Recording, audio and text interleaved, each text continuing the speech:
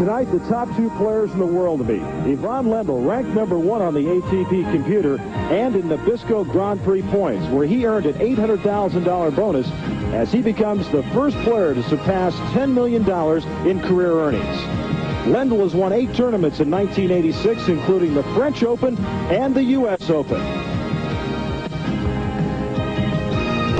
Meanwhile, he was runner-up at Wimbledon to Boris Becker, who's ranked #2 on the ATP computer and in Nabisco Grand Prix points. He successfully defended that Wimbledon title against Lendl with that hell-bent-for-leather style.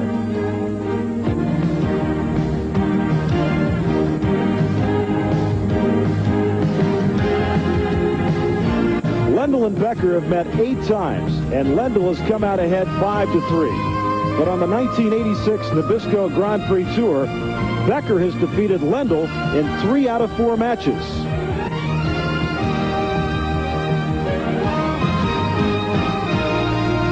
Their last meeting was at the Sydney Indoor in October, where Becker won that one. Leading up to tonight's final of the Nabisco Masters, each player is undefeated in round-robin competition. Tonight's match could decide who's #1 in the world as Ivan Lendl meets Boris Becker in the finals of the Nabisco Masters.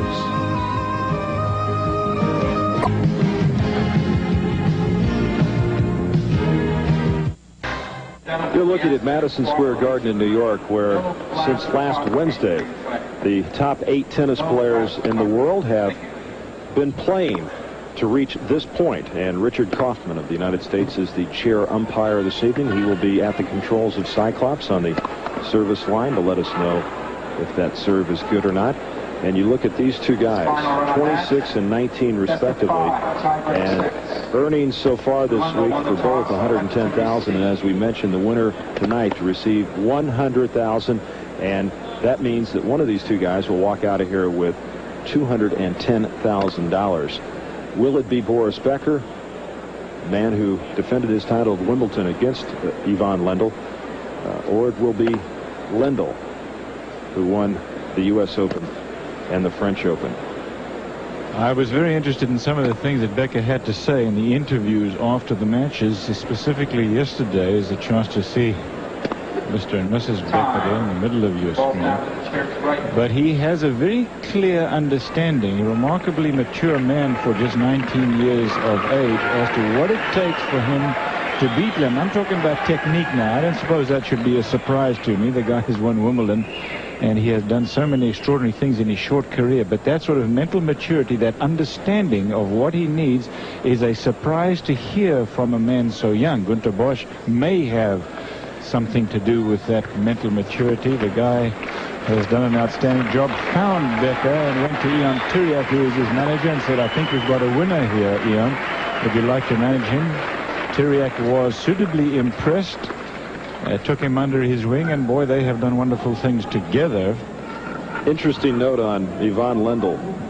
We've talked throughout the week about his preparation for the Australian Championship on grass. Tony Roach has a friend in Australia who is sending tennis balls up via Jeff Mason, who used to produce our tennis with us on ESPN. Official balls, the Schlesinger balls that are used in Australian, because he wants to practice with them before the Australian. On grass. On grass. In Florida. And that's just thinking ahead. That's smart. Try to duplicate the conditions if you can. Just wide. And those tennis balls will be arriving in the greater New York area sometime tomorrow. Okay.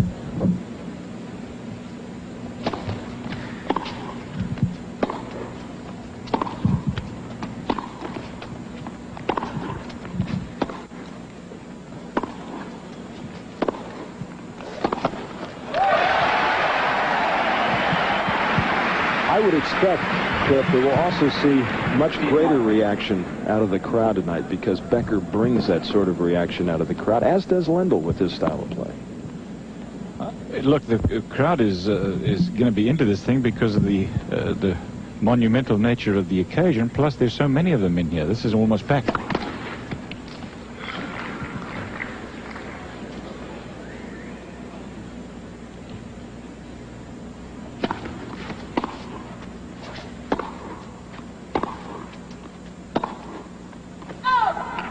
15 all. 15 all.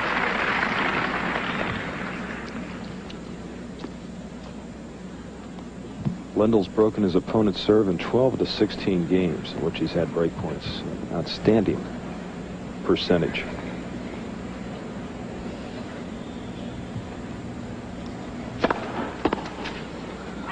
And we'll also have the gun on to find out exactly how hard Becker is serving. He's served as hard as 128 miles per hour this week. But Cliff, as the week progressed, the average has come down, but his effectiveness hasn't fallen off. It's interesting that. I don't know why. Tell you what, he's not certainly like a slouch right now. There's very little that he's taking off that serve, and it's amazing to me because this is the first game out there. Of course, normally the guys will take it just a little easier. Now, they were obviously warming up for this match, but that was a little while ago.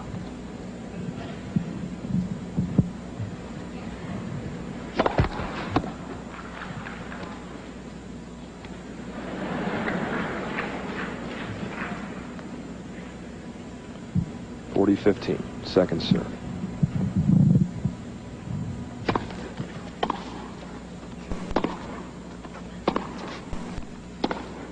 Oh!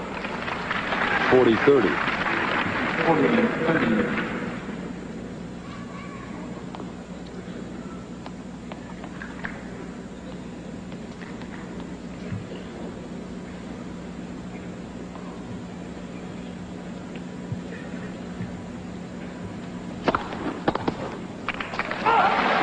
Boris Becker wins the first game of the first set in the final of the Nabisco Masters. We'll return to New York in a moment.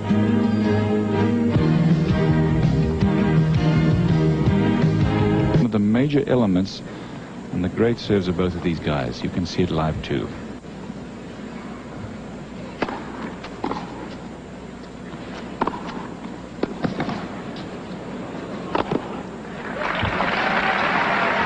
You may want to watch for the fact, too, as we pointed out, how they point to the ball, that they keep the shoulder up until the forward motion into the ball and not before, because that's a major source of power in the serve. And if you take it out as one of the elements, then you lose a lot of power. Neither one of these players is susceptible to that.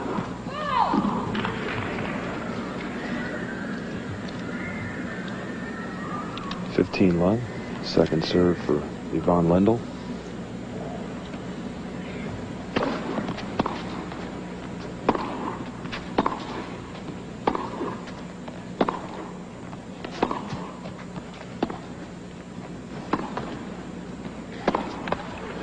Rod Laver at courtside, your comments after the first three games. Any tendencies one way or the other? Well, Roger, I think just to answer Cliff's question for a moment, I think it was very important that Becker come through in that last game, because he's played a good first game, and then to come through this one now in that second serve he had, it really it fends for him well. I think he's going to play a good match, but the ball is being struck well. They're playing good deep tennis here.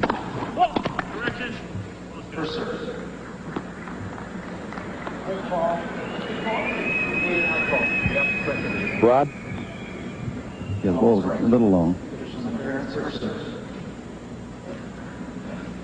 Okay, so Richard Kaufman says first serve. Yeah, I think actually it was overruled. The guy called it too soon. It was a good serve. Becker knew it. So did Lendl.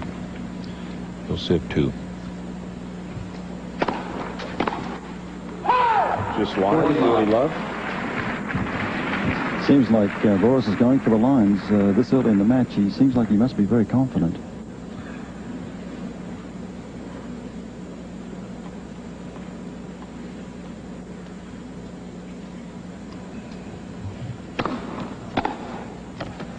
And Ivan Lendl has evened things up at 2 games apiece. Rod, when do you think one of them makes a move to the net? Is that going to be kind of a cat and mouse sort of game, or? Well, at the moment, I think Boris feels happy enough to stay back. But Boris has let Lendl get away with 2 easy games here. I think he's maybe just forcing a little too much on the return of serves. He needs to slow down and get the ball in play and set up this getting to the net shots. Well, both of them have played very effectively at the net. And Lendl, curiously enough, played more at the net against Wilander than usual, and Becker coming in a little less than he normally does. So.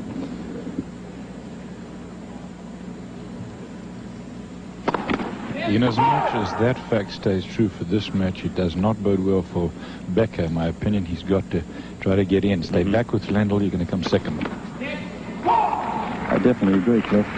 Boris is certainly going to come to the net quite often behind his serve, but Lendl just won't give him the opportunity the way he's hitting that ground strokes, both sides. He's getting the ball deep, so Boris is not going to come in on anything that's not really something he can really attack on.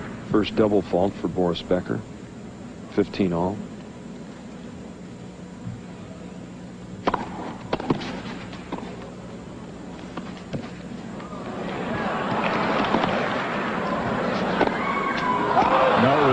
One lob to another lob, and Lendl's was long.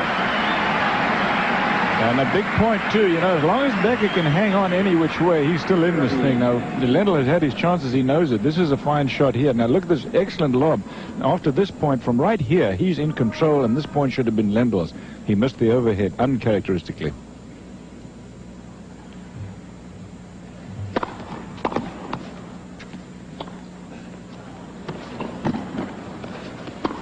There it is. Yeah, I love that drop shot that I'm seeing here from Becker. I don't know where he's got that from. He didn't used to hit that thing. Rocket, it's an amazing shot because he gets a lot of backspin on it, doesn't he? He is. He's coming way under the ball very quickly and quite a lot of angle. So it's a great shot if he can draw Yvonne Lendl in on that one. What a great streak. 21 matches, last 4 events, 40-15. And easily by Boris Becker. He leads 3 games to 2.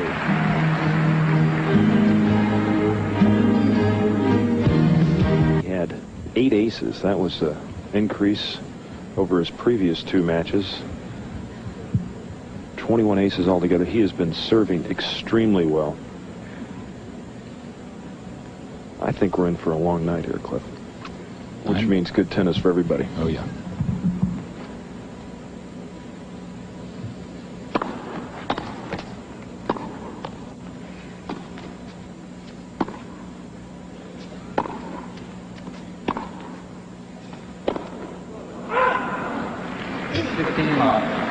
Make no mistake, Lendl has been in control of this match now. Becker has had trouble on his serve a lot more than Lendl has. Lendl has been sailing through his serve relatively easily. He's got 15 love here in the 3rd time he served. If that continues, then it's going to catch up with Boris. But things can change very quickly in the sport, as you know.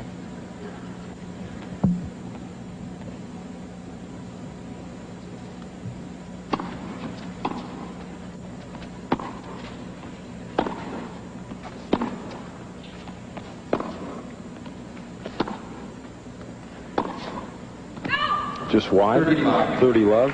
See, the other thing with Becker is that he can have his down times, and it depends on how long they last. But when he has his up time, you know he's going to break you, and he's going to serve through the thing relatively easily. So you have to catch him when he's down, and then you really have to make it count. He hasn't played particularly well early stages of the match, and Lendl so far has not been able to capitalize.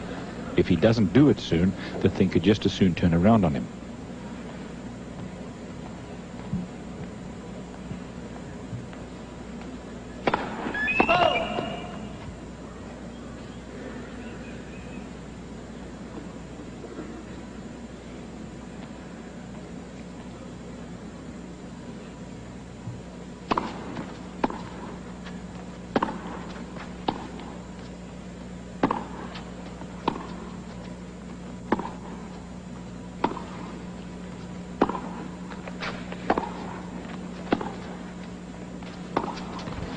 Rod, you've got some observations about Becker staying back, don't you? I do. At the moment, I was just thinking with Lendl, he's staying back, but Boris has had quite a few opportunities now to get in, and I think it's a mistake to let Lendl get into a groove. He's timing the ball well. He seems to be in a groove on his serve already, so I think Becker should get in pretty quick.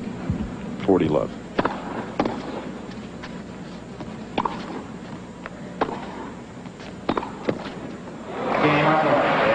Lendl has evened things up at 3 games apiece in this first set. Each of these players raised their level of play, Cliff, in their semifinal matches. We saw Becker against Edberg, Lendl against Wielander, and both picked it up a notch. Because it was the semi-final, of course. But they do what they have to do to win. That's why I think that as this thing progresses, this match gets longer, the play is going to improve.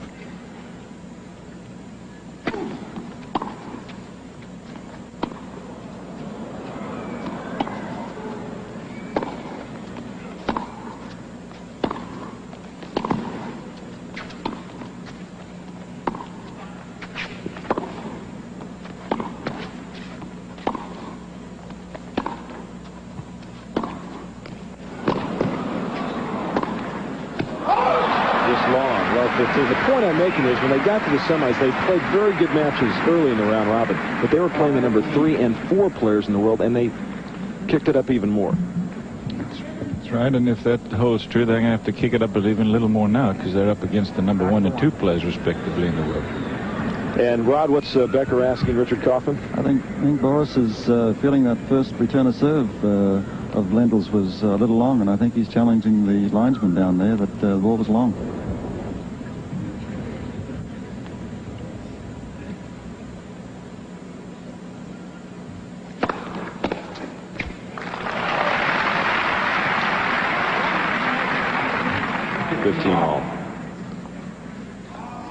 Maybe you need to get it out in the open, because that was a pretty good serve then.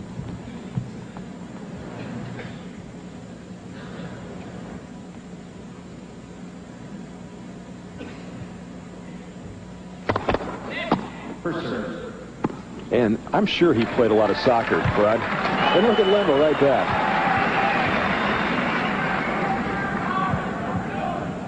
You call that a volley in soccer, too.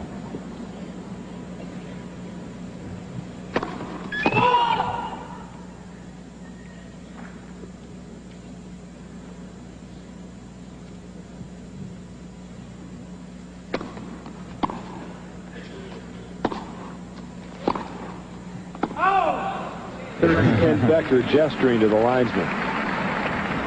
30-15. Having a little fun with the guys on the line. In general, I think that the linesperson and the quality of the calling of these matches from every standpoint has been outstanding this week. A few errors, of course, there always will be in tennis. It's the nature of the sport. The ball bounces so many times so close. And I think that thing that you hear now helps the Cyclops. I like it.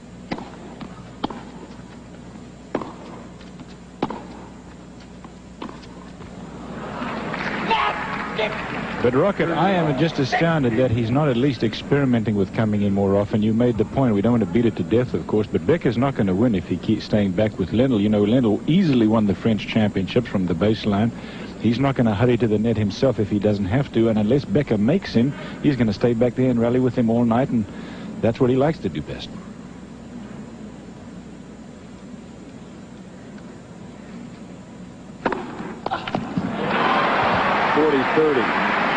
His third ace. I completely agree, Cliff. Lendl is in a groove, and he loves this court. He gets good traction on it, so he's going to hit real good deep ground strokes. Make it 4 aces, and Boris Becker leads 4-3. First set of the final of the Nabisco Masters. Cliff Drysdale. Rod Laver's courtside with us tonight for this 5-set final. Boris Becker and Yvonne Lendl. And there's the man who now makes his home in Greenwich, Connecticut, the first male tennis player to win $10 million in prize money. And this year has been quite a year for him. He won the $800,000 bonus for the top points in the Nabisco Grand Prix. And Becker, the youngest man to win $1 million in tennis. Of course, the prize money, Cliff, increases through the years, and that probably $10 million figure will come a little bit easier to Becker if he continues his type of play through the next 4 to 5 years than it came to that man serving Yvonne Lendl. Every time you talk about prize money, it kind of course it's relevant because it separates the good players from the bad, but these guys make so much more money off the court. Because when you know that Becker is making $10 million a year, which is what they estimate that he made this year, It makes the actual official prize money pale by comparison.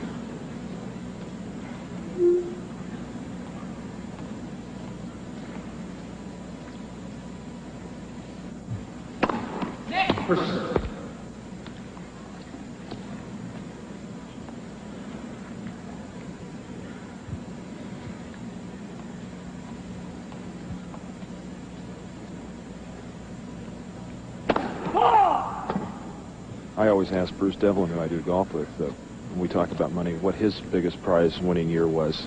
Should I ask you that?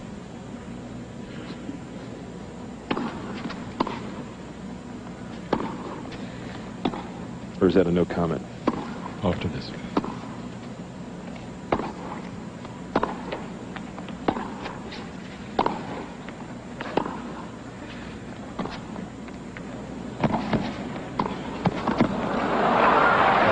Just in.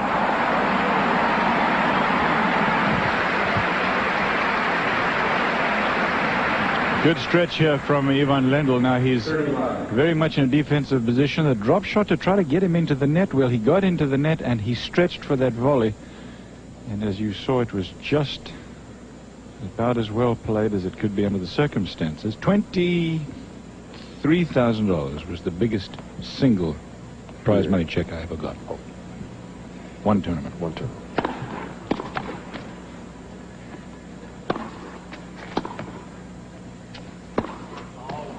Wow. This one match worth $100,000, and the winner will leave this week having earned $210,000. That may be one of the reasons, Roger, that I felt that when they say there was a meaningless or a couple of meaningless matches on Saturday, they were only playing for $20,000. I have difficulty relating to 20,000 being totally meaningless. 30-15.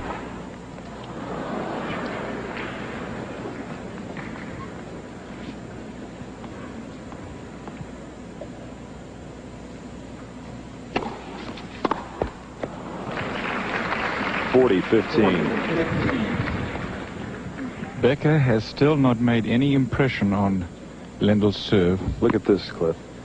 73% of all backcourt points to Lendl. Becker just 22. Coming in, Lendl had won 52% of his backcourt points, and Becker 45.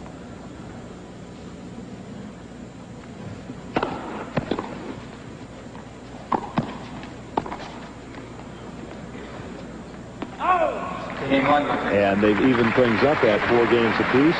This was the point in the first set, Lendl against Wielander and Becker against Edberg, the 9th game in the semis, where the break occurred on both sides.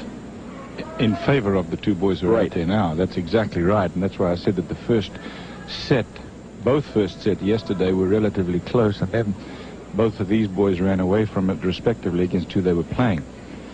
But the stat that you just brought up about the backcourt points won, of course, is an important one because of what we're saying, and that is that if they both stay back, then Lendl is in the driver's seat, and Becker has surely got to realize that.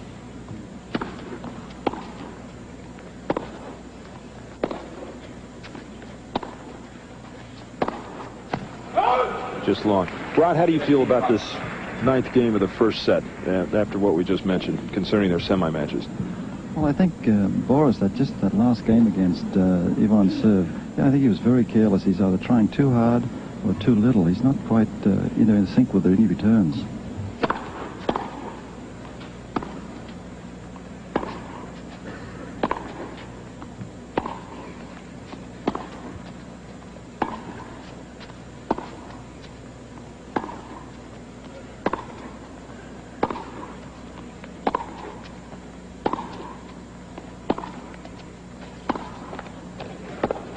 Very good approach shot there from Ivan. Ball stayed very low. It's a tough passing shot to make when the ball kind of bites into the ground, and then you see a guy as big as Lendl come in. Take a look at this again.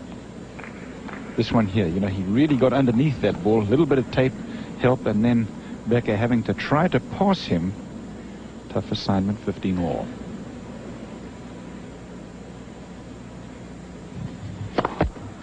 The other thing you have to bear in mind, the other good question when we talk about staying back, is when Becker comes in, he wins 3 of 4 points. And for Boris Becker, his second double fault. 15-30. A little scream of frustration from him. And Rod, did you see him look there behind you? He's looking at Günter Bosch, I think. Yeah, he's very frustrated at the moment. He's not that far off, but he's just expecting a lot of himself at the moment, and it's just not happening. He's lost his rhythm a little on his serve, especially the second one.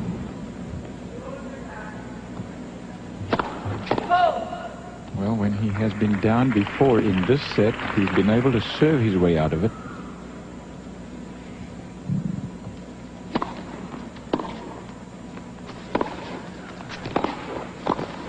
Boy, there it is.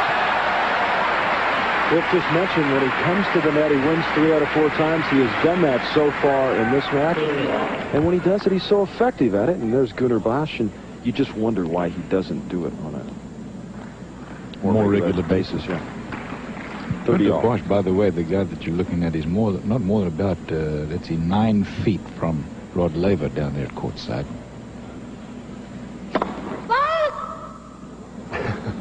The lines person there. You got to be careful when Becker's serving.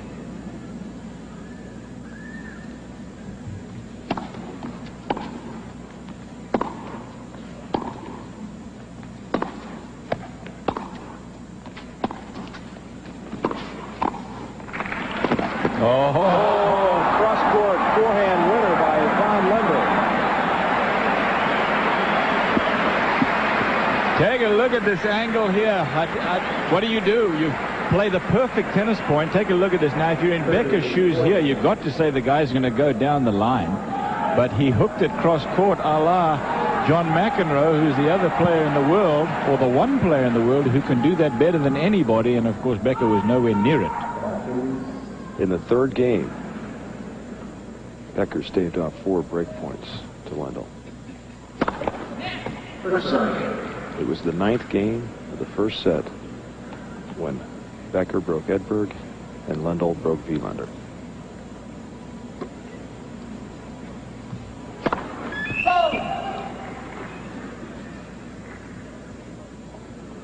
Biggest point of the match. And double fault his third, and Ivan Lendl breaks Boris Becker in the 9th game of the first set. The asterisk means that Lendl, Ivan Lendl at the service break, leading 5 games to 4 and serving for the first set. Becker 4 aces, 3 double faults. Well, he served the aces at important points. They helped get him out of trouble. But, you know, it was that forehand that Lendl hooked cross-court there at 30-all that won that for him. That takes a lot out of you when you play a great point you get past anyway. Becker now with his tail between his legs for sure. Lendl has not had any trouble winning his serve so far in the match. He's lost only 2 points on serve. Let's see if that changes.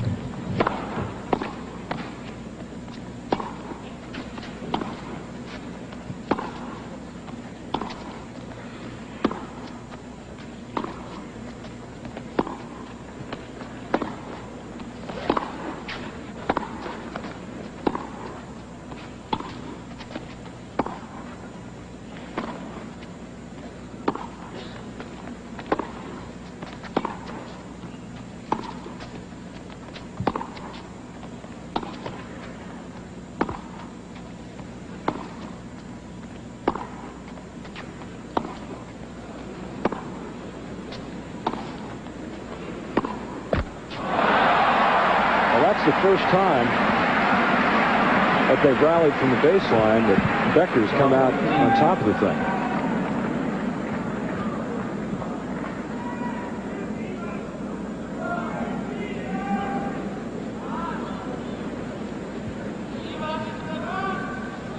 Love 15. Richard Kaufman just said 10 seconds.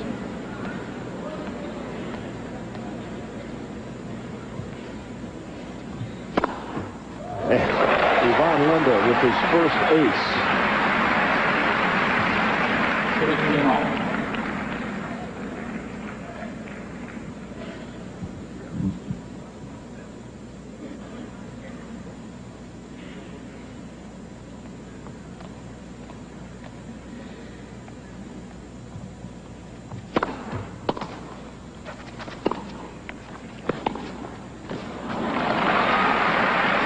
30-15. He's very much on his heels, Rod, isn't he, Becker? He seems to be playing defensive tennis. That's just not his style. He's really, especially the topspin backhand, his footwork is very sloppy. On the slow balls, okay, but when they're speeding up, he's not ready for the shot. I say this 9 times out of 10, when your footwork is sloppy, it's because your rhythm is not working, and that's almost always because your confidence is down.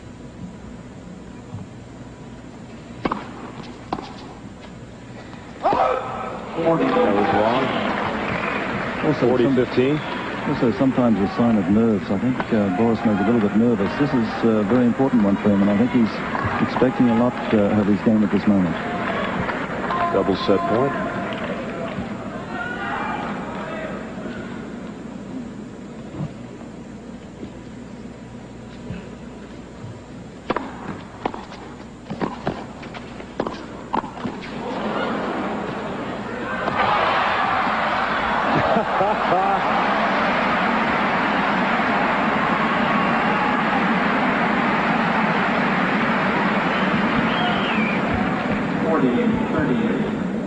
Set point, remember. Down the line, very nicely played. Then the lob, the perfect shot at that time. I wondered if he's going to be able to get to it. Game effort to try to run it down, but to no avail. Set point.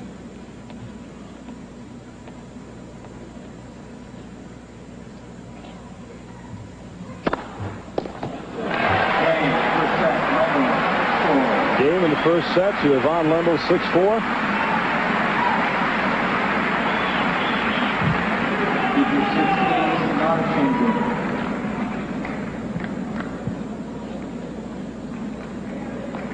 Well, it just hasn't been Becker's day so far. Lendl, on the other hand, has played extremely good tennis.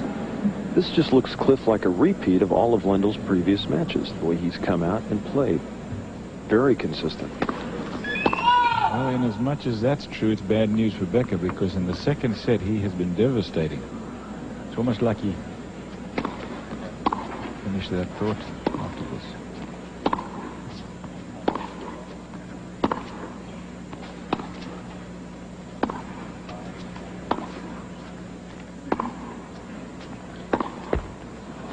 He needs to get rid of that early match tension, and once he gets that behind him, he then swings freely at the ball, and he then just becomes invincible. What was that, Rod?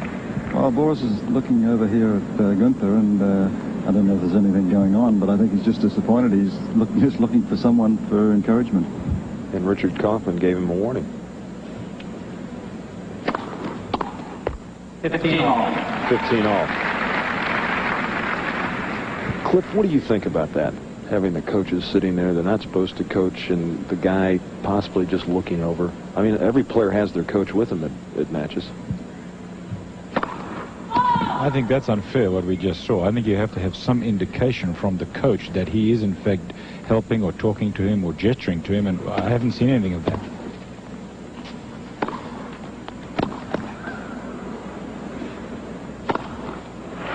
I don't think you can stop a guy from looking at anybody in the crowd, be it his coach or his mother or just a friend. So I think that's being a little tough. Now, there may be reasons that I don't know about. Here's the replay. The approach shot from Becker, lob, and this man doesn't miss too many overheads.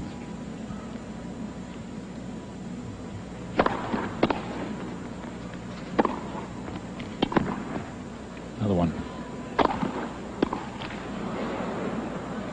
40-15. And the interesting thing is, Gunnar Bosch is sitting near. There's Bosch, and there's Tony Roach, and they're all right together, and that's where the court is. So well, they're very close, is the point. Yeah. You can see it from that shot. Parents and friends and girlfriends, and oh,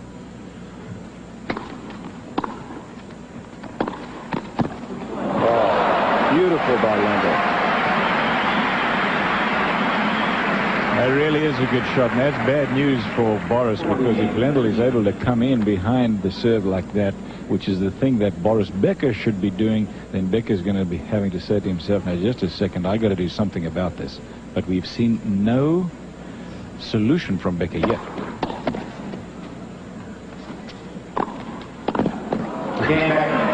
And Boris Becker wins the first game of the second set. We'll be back after this. It's the unforced errors, clearly, that killed Becker in the first set.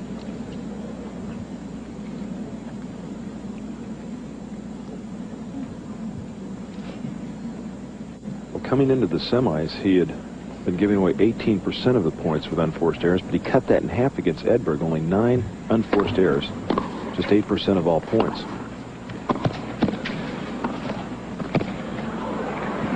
How can you hit a drop shot when the guy's halfway to the net already? Shame. He knew the minute he hit it, it was a mistake. Take a look at this. Here's a drop volley he plays now. Not this one, right here. Now, Lendl, look where Lendl is. He's already halfway to the net. So for him to run that one down is very easy.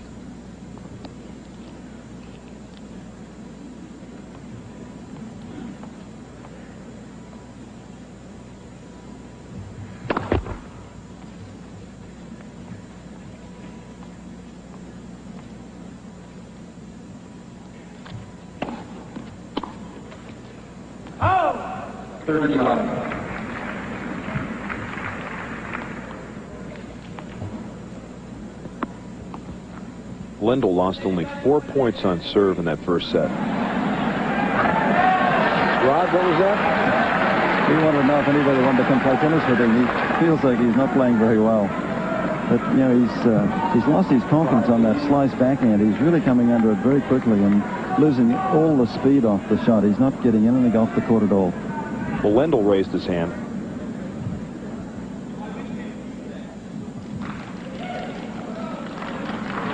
What was that, Rocket? Lendl said, my wish came true today, because he wanted to play him.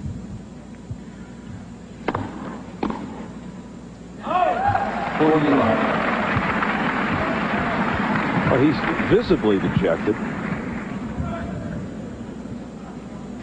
I'd like to see that. Guys being able to talk to each other, if only momentarily. 40 love. Well, Becker's going to have a talk with himself, as Lendl had one game apiece. As we take a look at the forehand of Ivan Lendl. Well, you see the bent elbow as he takes the racket back there. That's the important thing. And you're also at the point where it is now, you'll be able to see that the racket has already opened. He then goes through the ball with a full shoulder rotation.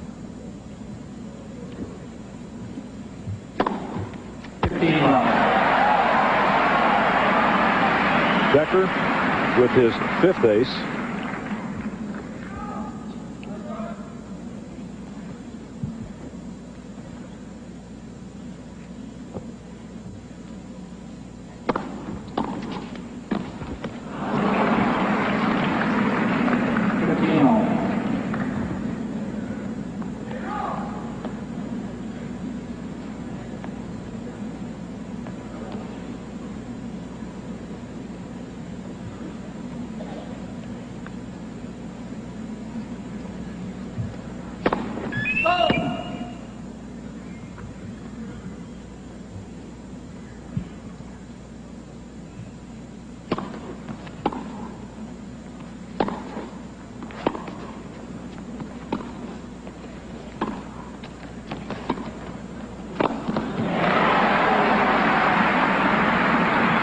$15-30.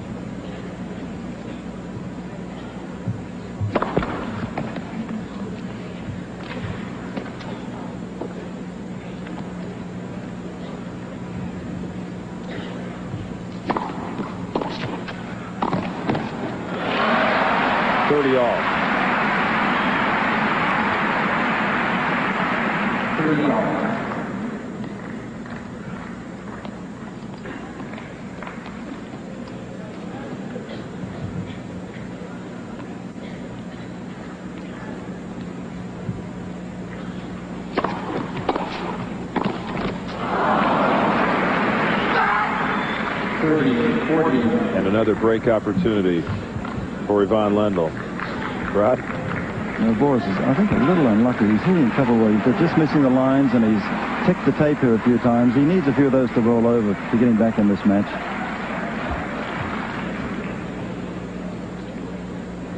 This is a critical point. He's been relying on his serve flip to pull him out of trouble, and he goes to the well once more. And it's a deuce. You know, we talked to Ian Tiriac the other day about the learning process, the growing experience, how the 6-love loss to LeConte did him a world of good. This is another situation. He's got to work through it.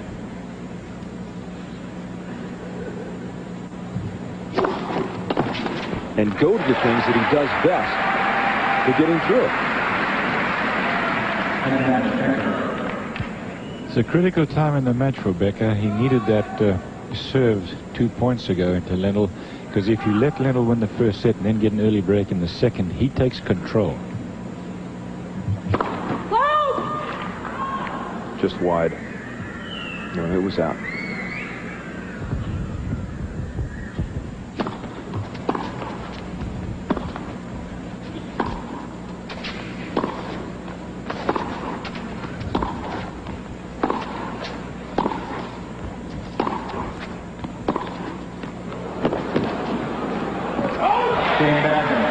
And Becker able to stave off the break point. He leads 2-1. Second set in the final. You saw an illustration of it there. Of course, he's not totally in control of his own destiny when you're playing against a guy like Lendl, #1 player in the world, who hits the ball as hard as he does. It's not that easy to get yourself in the position that you want to be always. 15 love. 15 love.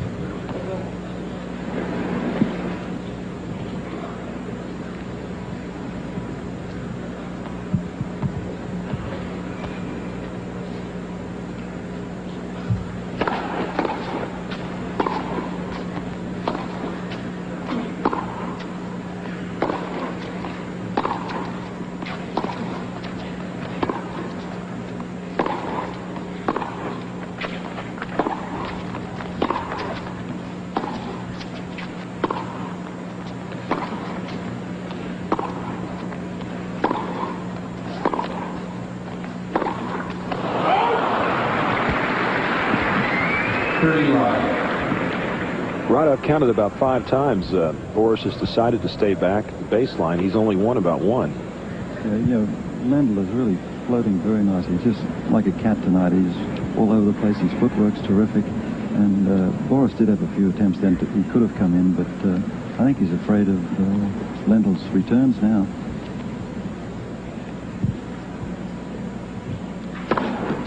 And the ace for Ivan Lendl, his second. Matter of fact, I think you're exactly right about that, Rocket. If you're wondering why he's not coming into the net more often, and I'm certainly with you in wondering that the same thing, it may be that he's just afraid of the passing shots of Lendl. Oof. Just ripped that back in. Well, Becker knew that he was in trouble. After the return of serve, he mishit it. It was an easy shot for Lendl to put away. Decided to come in anyway, kind of a desperation move. 2 games apiece. Why is he afraid? When he's come in, Cliff, he's been successful. That's the point. I don't understand that. No, I'm saying that I think that he is afraid. Why he's afraid, I can't answer that. I think at a certain time he's going to throw caution to the winds and come in regardless, because he's got to realize that he's going to have to do that.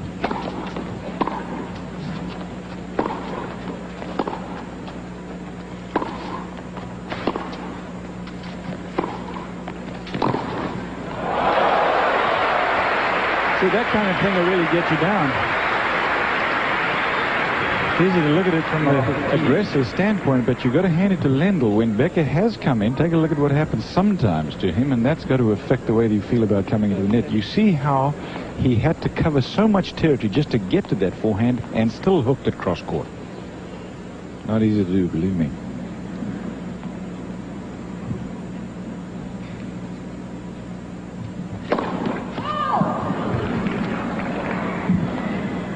wide. Second serve.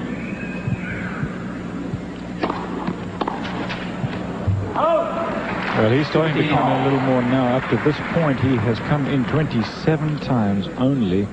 And let's see, 10, 11, 14 games into it. So that's about 1.5 points a game, very approximately, that he's come into the net. That's not enough. No.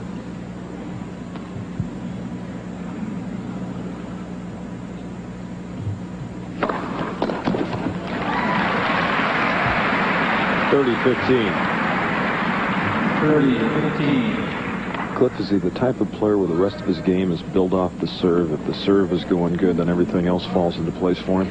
That's true of almost everybody. Becker less so than most because he's an all-round player. 122 miles per hour on that last serve.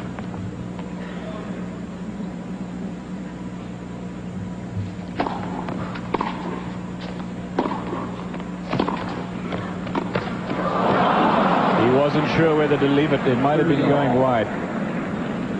Take a look at it if you can here on this replay. You be the judge, because you'll never know, because he hit the ball in the air. But watch this right here. I think that as he was making a swing at it, he said, "What now, doggone it, should I hit this thing? It may be going wide." Didn't make the correct swing at the ball. Didn't win the point either way. And it could be a big one. This is 30 all. And for Boris Becker, ace number 6. I have to look at it from Becker's standpoint now, my friends, because if he loses a serve break here at any time, he will be a set down, a serve breakdown. Lendl hasn't looked like losing serve. If he doesn't in the next couple of games, that'll be 2 sets to Lendl, and I don't think Becker can come back from that. He knows it.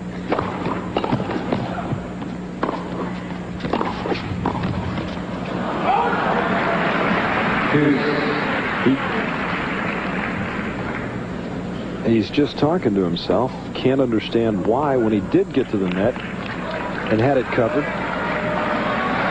2 sets to Lendl, and I don't think Becker can come back from that. He knows it.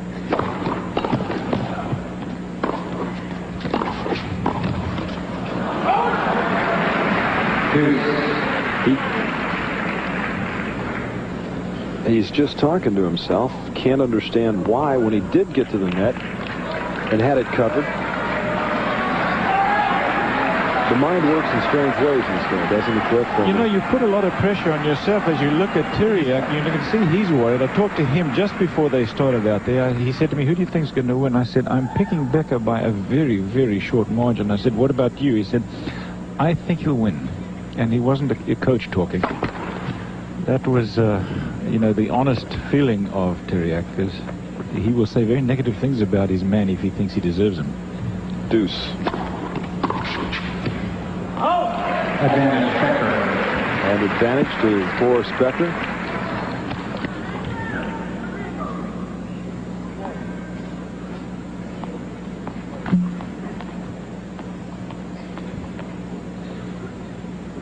Two games apiece. Second set.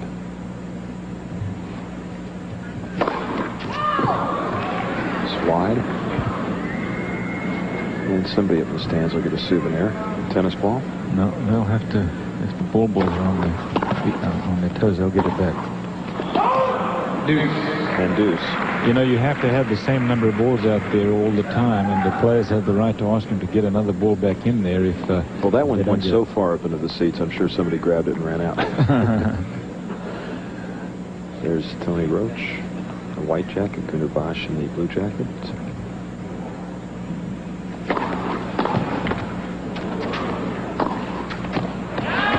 And the advantage back to Boris Becker. Little help from the tape. Almost had 2 swings at that ball back. Lendl made the return, and he was making his swing. Then it hit the tape, so he had to restart his swing, Becker, but he had plenty of time.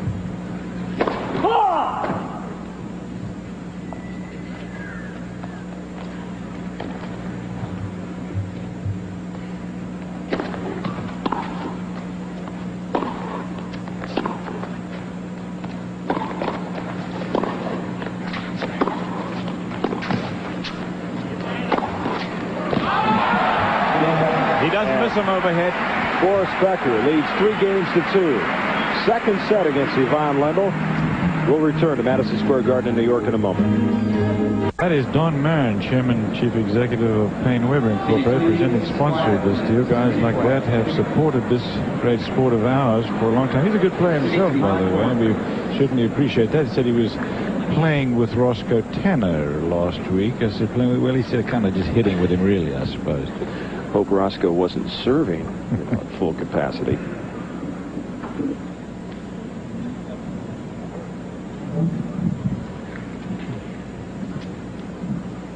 But it is organizations like his that have supported this sport, as I said, Roger, and really, without those guys, the professional sport of tennis would not and could not be what it is.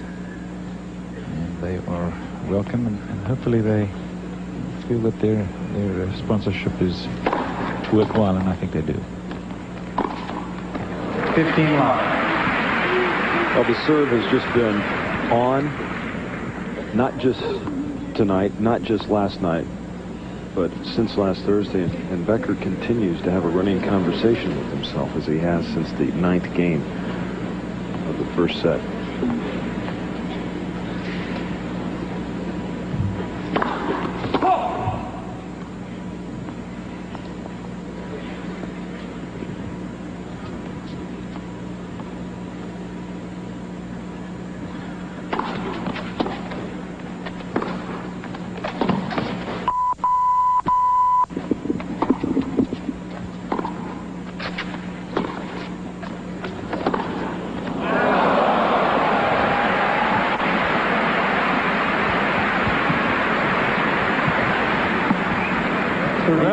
There's just so many things you can do to try to get into a match, and Becker's trying at least some of them, but when you get a reply like this to a shot like Becker just hit, you have to wonder whether you're ever going to be able to do anything worthwhile.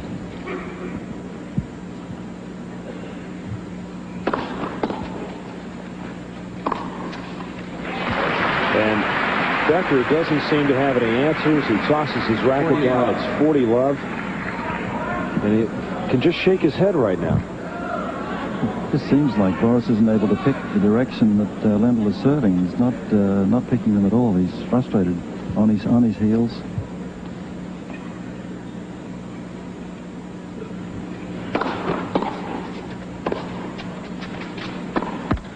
Game Lendl. And Lendl evens things up at 3 games apiece. Let me ask both Cliff and Rod right now. Lendl has been gearing himself for Australia. This championship is very important, but he is the #1 player in the world and has a lot of confidence in that. Becker has come out and said, if I win this, I should be considered #1. You think Becker's put a lot of pressure on himself and he's feeling it tonight? No, I don't think Lendl feels exactly the same way about this tournament. Believe me, you've lost 3 times out of 4 to a guy in 1 year. He's #2 in the world. He's breathing up your neck. You're going to try your level best. He's not thinking about Australia right now.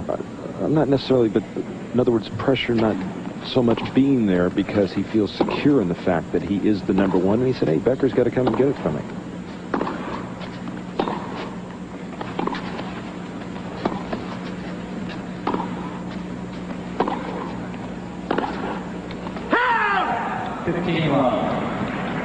Rod, any comment on that?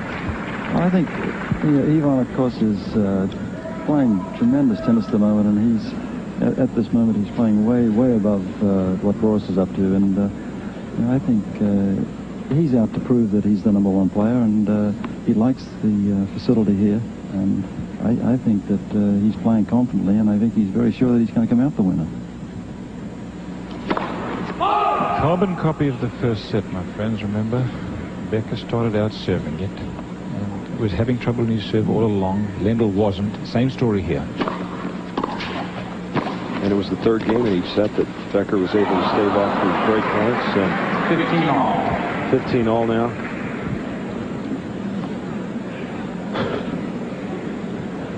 Boris is just not feeling the ball. He's losing it.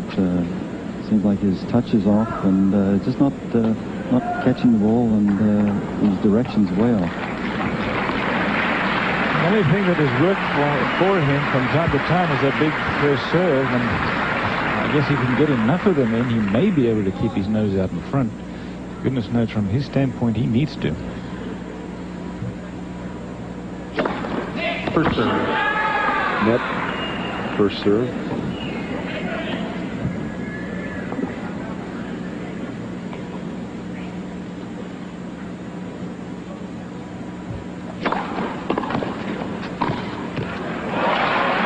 .30-15. 30-15.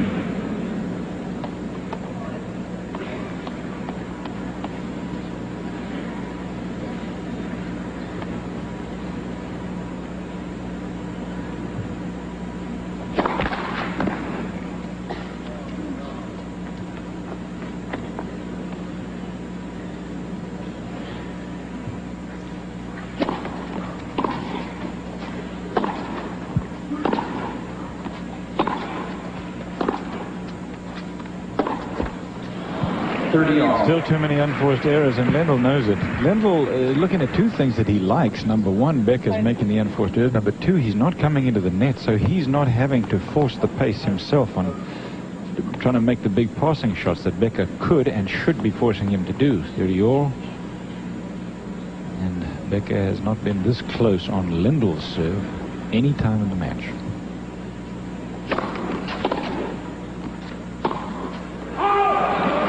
Ivan Lendl with another break opportunity in this 7th game, second set.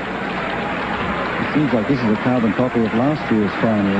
Boris is going for too much, and Lendl knows it. He's just keeping the pressure on. And I think the one thing he's doing is, with Lendl, he's getting that short chip shot on the backhand side, keeping it low.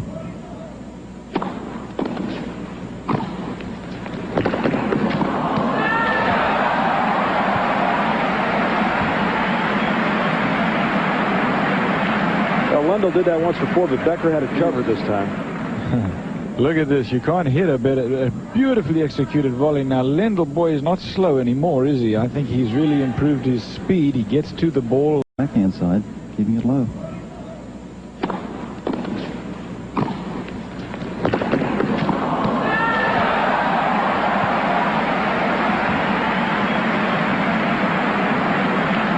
Lendl did that once before, but Becker had it covered this time.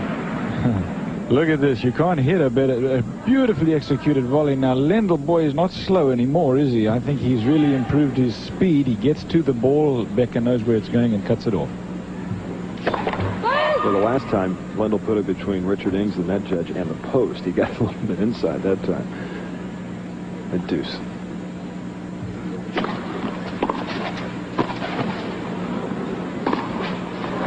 Rips off that backhand right down the line.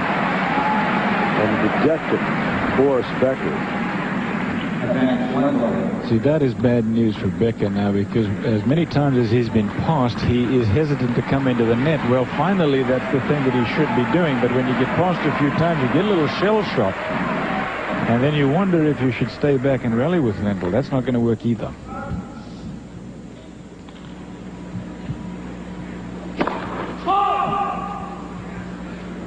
Seconds here. Break point.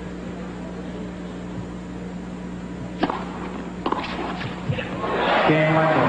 And Ivan Lendl breaks Boris Becker in the 7th game and leads 4 games to 3. Just a moment ago, after Ivan Lendl had broken Boris Becker in the 7th game of the 2nd set, he did that to his racket. No, and it doesn't work anymore. The frustration in that man's face makes you want to cry with him. It's almost a cry. Heck, he may be. There may even be tears in his eyes. I couldn't tell that, but you feel for him. The man is 19 years old in a situation. You're playing the finals of the Nabisco Masters. He's been in the finals of major championships before. What a difference a night makes. 9 unforced errors against Edberg last night. 30 already.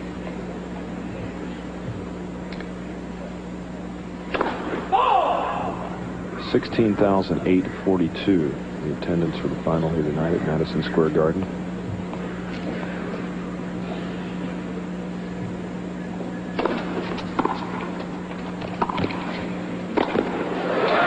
Well, that's a familiar looking Becker right there. That's the kind of Becker you should have seen a long time ago. He definitely did not look around and talk to anybody. I'm talking about Bosch or Tyriak or anyone else, but it seems like he may have decided to start attacking Lendl. If he has made the right decision. Time may be running out on him, though. 4-3 with the break in the second set and the first hit in hand, and Lendl playing well. Can you overcome those things? With the ace, Ivan Lendl.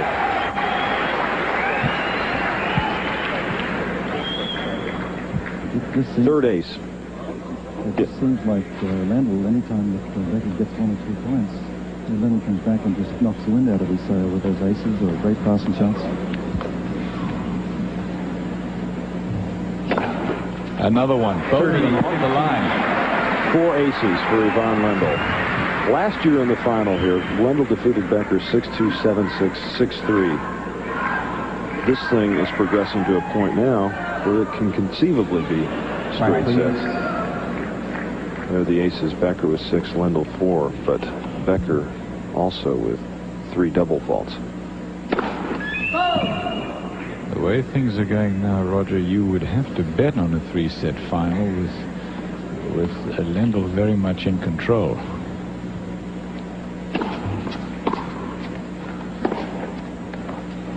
It's a best of 5 match, of course.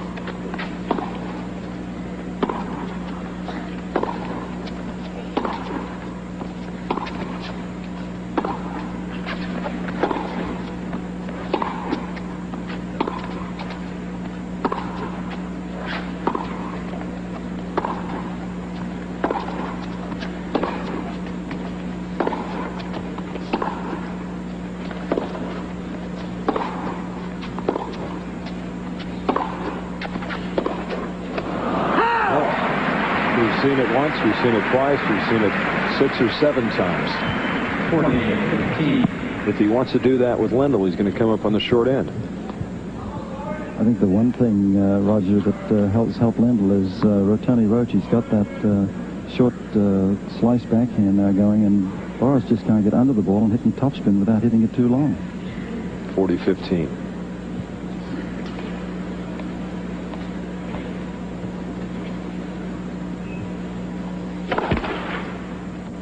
Cliff, how long have Roach and Lendl been working together now? A couple of years.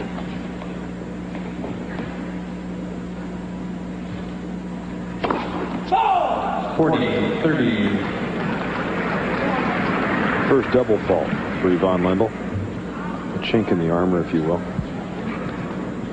Yeah, but very much uncharacteristic of the way this thing's going, though, because the truth about Lendl is, and this is very important, is that he's a very good front runner. If you let him get out in front of you, he gains confidence, he starts to hit the ball better, and then you are really looking at an uphill struggle.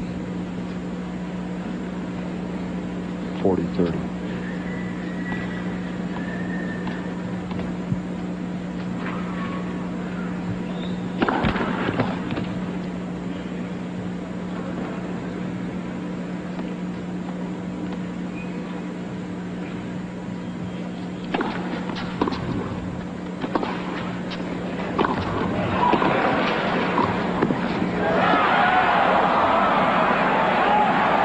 Athletic ability. Now both guys, that's Lendl throwing himself around the court. You don't see that happen often, do you? But he was forced to do that because of this shot here. He was wrong-footed totally, but it was a great athletic endeavor for him just to get to it.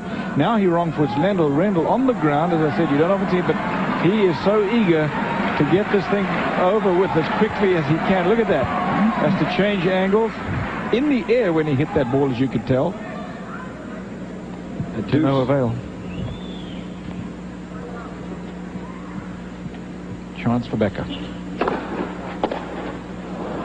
You know, you don't normally say chance for the guy who, when you go serving a deuce, but look, how many times has he been a deuce in this? Not once that I can remember. Nope. First time. And the advantage back to Ivan Lendl. Took a page out of Becker's book with that last gymnastic move.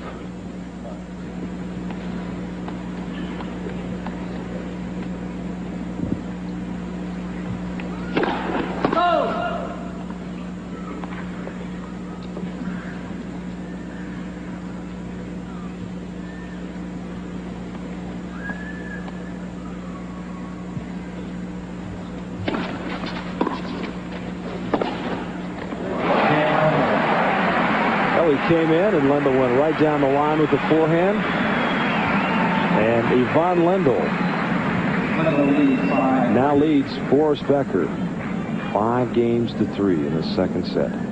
Best of 5. Winner to receive $100,000 for this match.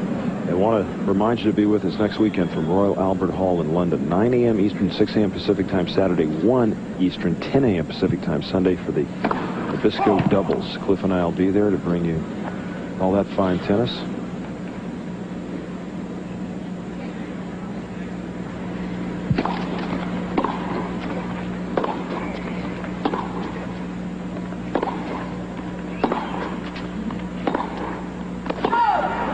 Love 15. Well, he had his chance, Rocket. I don't know at courtside there if you have a better feel for it than we do from up here. But the man is very despondent. He had his chances there on Lendl serve, never took it. Now he doesn't look good at all. I agree.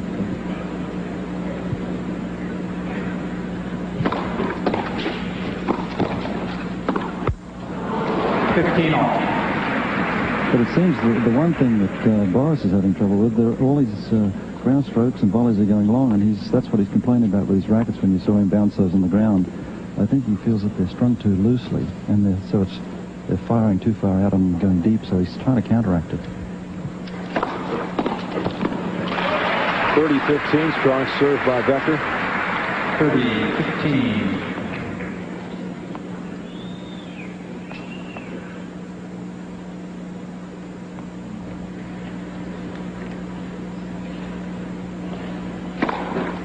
And for Boris Becker, ace number 7 of the match, third of the set, 40-15.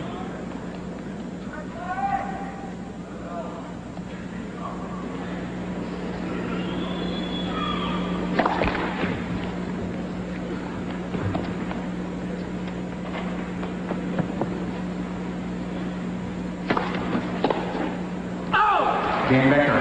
Becker wins the 9th game, and when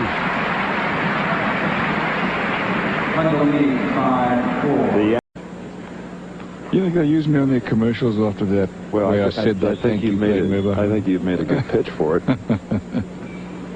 Ivan Lendl serving for the second set. Won the first set 6-4. And people still moving about behind the players. Listen, with the height of that guy, I'm not sure that I wouldn't rather return Tanner's serve than Don's serve. Play. Delay. What's the reason, Rocket? There's nothing obvious. Play. Ivan is just saying, I'm ready, and Boris is over there yawning.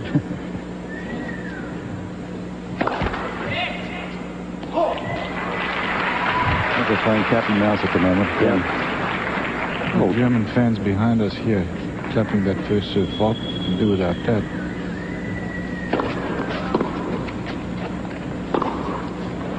Comes in, and Lendl goes right by him.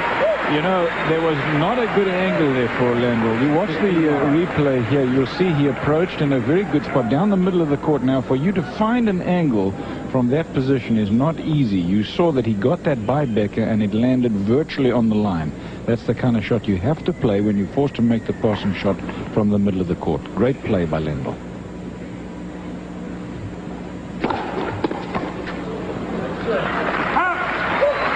And it's quickly 30 love. And you know, Lendl breathes a sigh of relief after that, Roger, because it is a critical thing for him to try to keep Becker feeling mentally on his heels so that he doesn't come into the net. And those passing shots will do it.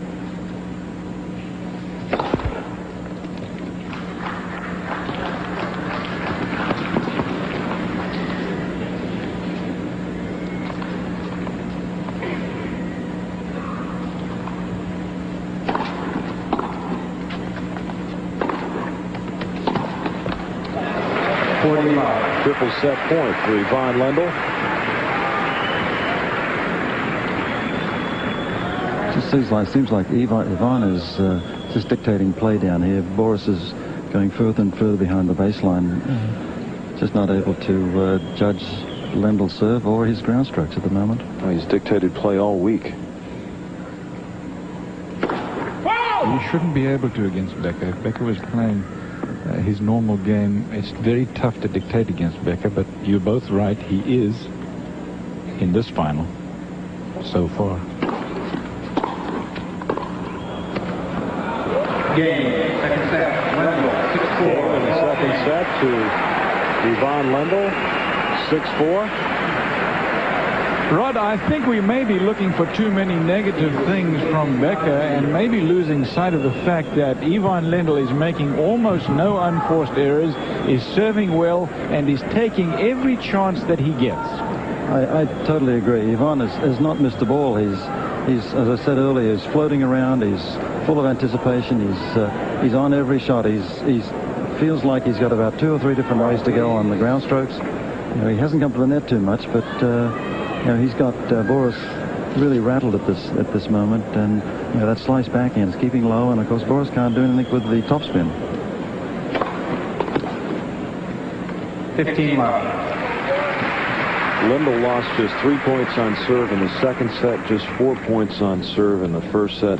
What do you do? Well, I'm astounded by that statistic. I wonder when last it happened to Boris Becker that he won so few points on a serve. In a set, mind you, and remember that there was a deuce set, so that all 3 of those points must have been in that game alone.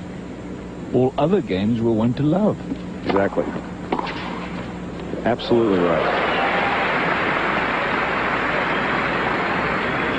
15 all. I think you're looking at a great champion at the moment. Ivan is timing the ball tremendously. He hasn't made an error in which way to go. He's like that last chip down the line. That's one that I think Tony Roach has taught him over that last couple of years. 15 all. 30, 15. The ace for Becker, his 8th. Well, we spent a lot of time last night and during the week speculating with the press, and spent a lot of time trying to give you a feel for this story of the #1 player in the world for this year. That may all be academic.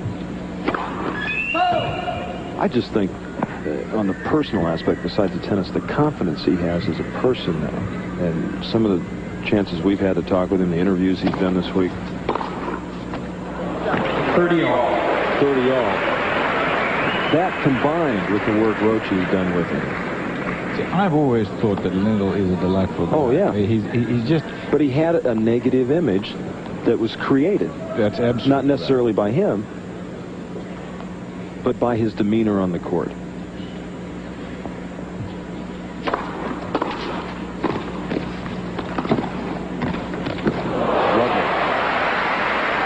You know, in most other professional sports, when you see a guy who spends a lot of time working on it and who develops a skill that is unmatched anywhere in the world, normally that's a case for admiring him. Well, in the case of Lendl, as you watch that replay, somehow there was a sort of a doer attitude that he seemed to be giving out, and of course that's just not him. Passes with the backhand, and it's a deuce.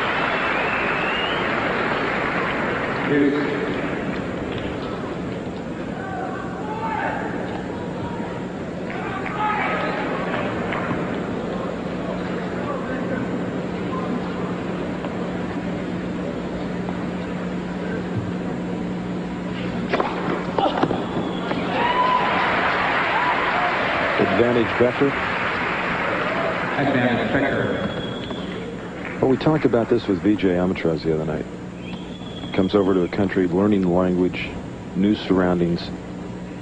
You have a certain demeanor on the court.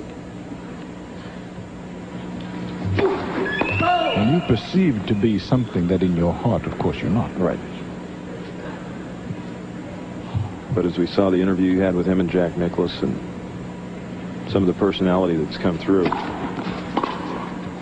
a delightful guy.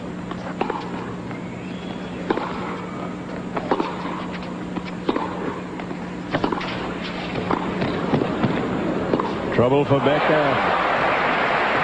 Faced with that situation, even if it's down the middle of the court, Lendl's not going to miss that kind of a shot. Take a look at it here on the replay. Talk about efficiency of shot.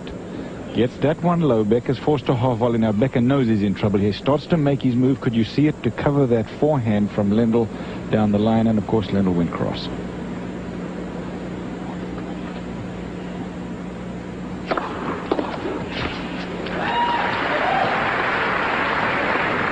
Advantage Becker. Cliff, I think that last point that with Lendl's little chip there is the difference between him 2 years ago and today. He's a more mature player. He didn't go for as much that time. 2 years ago he might have tried to blast a big passing shot. This time just chipped it short. And Boris Becker able to win the first game of the third set. We'll return with more coverage of the finals of the Nabisco Masters right after this.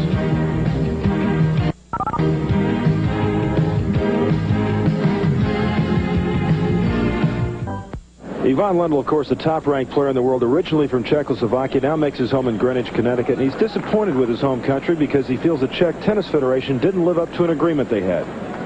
My part of the agreement was that I'm not going to play in some countries where they ask me not to play, and I will pay them some fees, and I will play Davis Cup for them and all that, and I did it for 2.5 years, and from their part, what they were supposed to do, they didn't do anything. It was a very emotional soundbite from Ivan Lendl. There is some bitterness, quite Yes. obviously, but in his feelings towards Czechoslovakia now. It comes through clearly.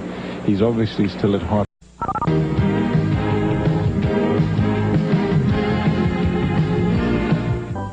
Ivan Lendl, of course, the top-ranked player in the world, originally from Czechoslovakia, now makes his home in Greenwich, Connecticut, and he's disappointed with his home country because he feels the Czech Tennis Federation didn't live up to an agreement they had.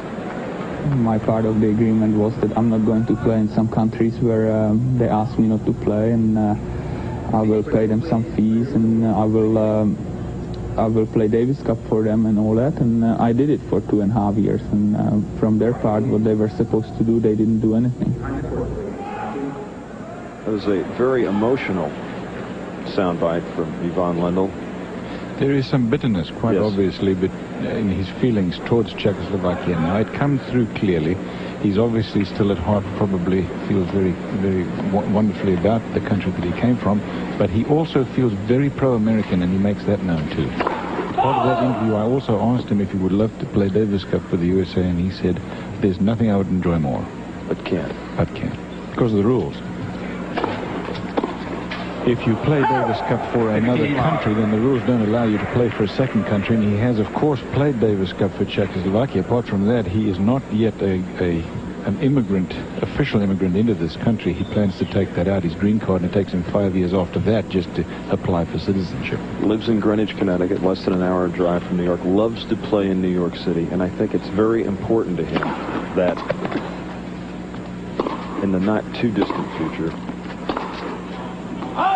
that he'd be accepted in this country, in New York, as a player, first of all, as we all know, with a lot of ability, but also somebody who thinks a lot of this country, as you said. And I don't know if that's quite been there yet.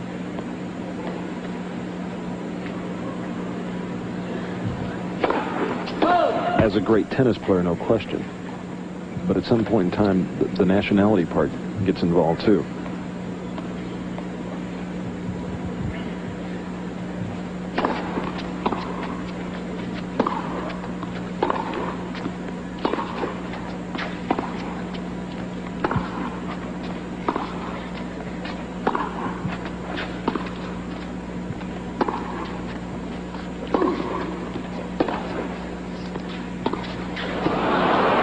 Once again, Lendl has had 6 love service games, 2 won at 40-15, 1 at 40-30, and 1 go to deuce coming into this second game of the third set.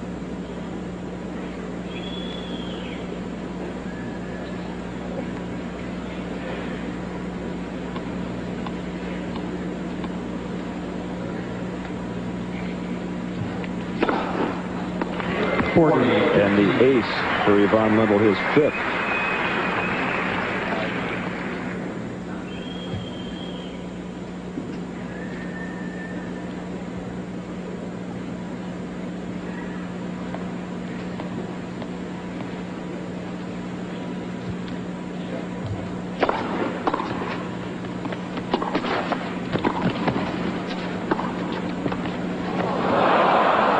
He's hesitant, isn't he, Rod? He just doesn't seem to have the reactions this evening. I guess when it rains, it pours, because there was one that he had some sort of a chance at, but it hit the top of the tape. But Ivan is really pouring it on now. He's playing very confident. That topspin backhand, it's really flowing, and it's very stinging. It's getting up very quickly, and Boris is having trouble again with that slice backhand. Even at 1 game apiece. Third set. The voice you hear from courtside, my friends, is that of the great Rod Laver. You know, that there's a little Australian twang in that sounds so pleasant. He won 2 Grand Slams, the only man in the history of the sport ever to do that. The guy now plays some on the Grandmaster circuit. He's a member of Team Nabisco. It is a delight to have your wisdom and thoughts on this match, Rocket. Thanks, Cliff. I've been in great company this week. I've had Drysdale as usual. I've had Amatraj. I've had Stolle, and I've had Laver. Maybe someday I can watch you guys play doubles or something. I'll get together. I could all like to join you on the golf circuit, Roger. Love to have you. 15 all. Not you and me, Rocket. I've come second in the field of 2 far too many times on the links with you.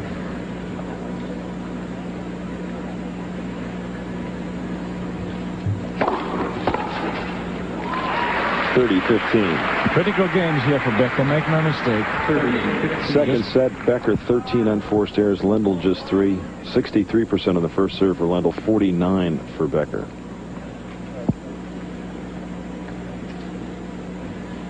I think it'd be fair to call this flawless tennis of the most monumental character as far as the man Ivan Lendl is concerned. The guy cannot play any better than this. I'm not sure anybody can.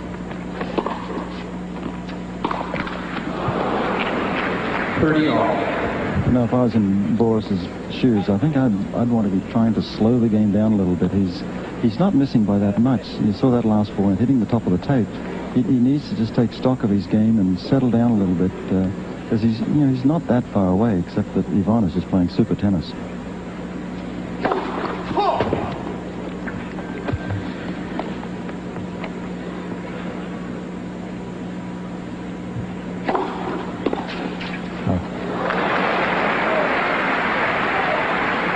Well, Rocket, I'm going to disagree with you just in one respect, and that is that he has not come close on Lendl's serve. He's only 1 break of serve, admittedly, per set, but boy, if you can't win more than 3 or 4 games a set on the other guy's serve, you're really on your heels. That's true, but he just needs to get the ball back. He's trying to do too much on that return of serve. Just get it in play. That's fair.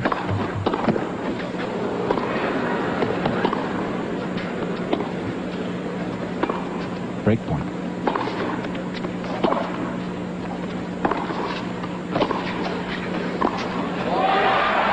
Not that time.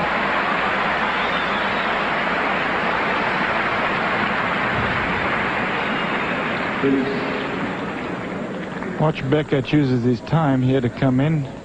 Second time into the backhand side. He could see Lendl was not going to be able to run it down, or at least make an effective passing shot. Came into the net, had the open court for the volley.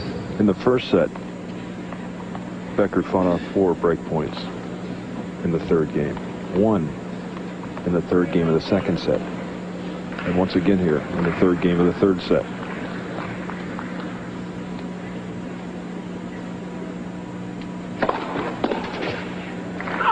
Advantage Boris Becker. Advantage Becker.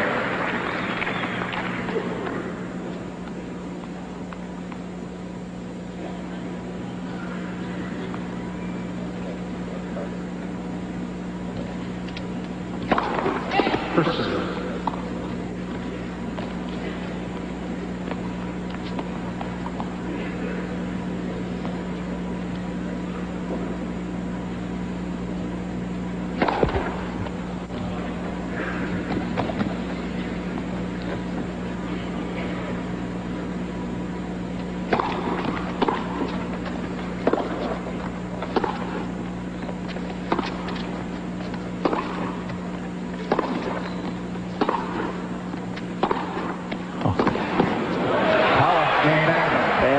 Becker staves off the break point, leads 2 games to 1 in the third set. Becker leads 2-1. The wood Becker be number one? This is what Lendl has done in '86. He is 8 titles, that's number one. Most finals, that's number one. Match record, 76 sets, prize money. All of those things he leads in. And tonight he is making an excellent argument that no one other than Ivan Lendl should be number one. And there's author and sometime movie star George Plimpton.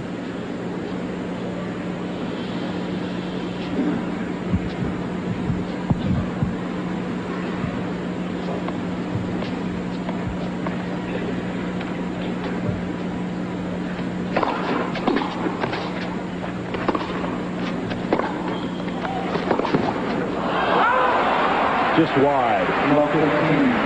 A number of times early in the game on Lendl's serve, Becker has had chances like this, and Lendl has come through with the big shots. Watch this now. This is a beautiful approach shot. Lendl hits an excellent passing shot. Becker didn't have it covered, but it was just wide. If you have a very vivid imagination, I suppose you could call this one of the best chances that Becker has had. How often has he led on Lendl's serve? Not once. But whenever he does start something or get close to it, Lendl comes right back with an answer. 15 love.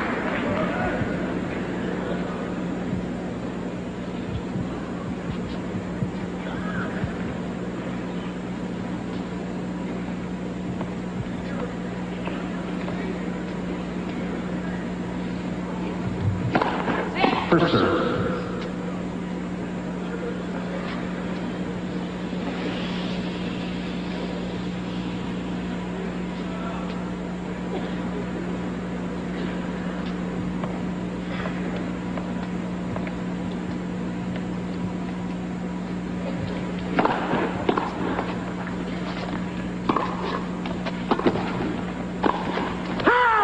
Just wide.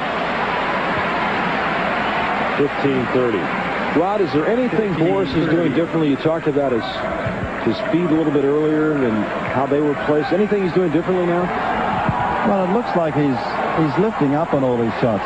He's not playing as he really feels like he can, and that's really frustrating him. Because the sympathetic audience right now, they're maybe this is a chance for him to break through and maybe have a chance here. If he gets to 15-40, maybe he has a shot at it. 114 miles per hour on Lendl's last serve. More than a maybe rocket on this one. This is a big point for Becker.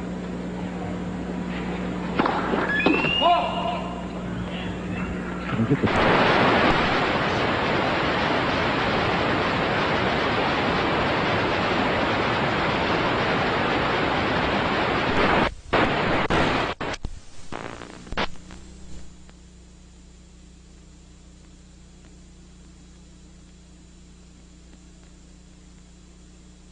back and play.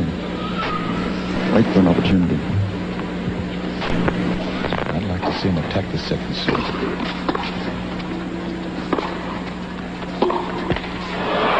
See, I think he had a perfect opportunity there. It wasn't that deep a serve. He could have chipped it. He had the chip anyway. Make Lendl make the passing shots. Maybe he can do it all night. If he can, let him have the title. But at least make him go for it. Yeah, you've got to put the pressure on somewhere, Cliff. I totally agree. 30 all.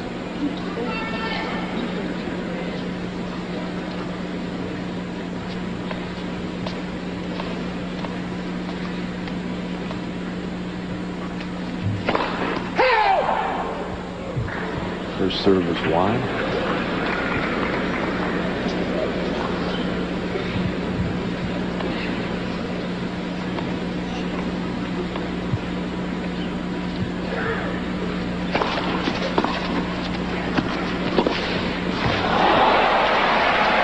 He was just hesitated for a moment too long, and that gave Lendl the chance to satisfy himself exactly the shot that would win it for him. Take a look here. Now, see this hesitation? Now he decides to move in, but by that time it's too late. So when the passing shot went by him, he wasn't close enough to the net. He's not reacting, he's thinking, isn't he, Cliff? The spontaneous movement just isn't there. 40-30.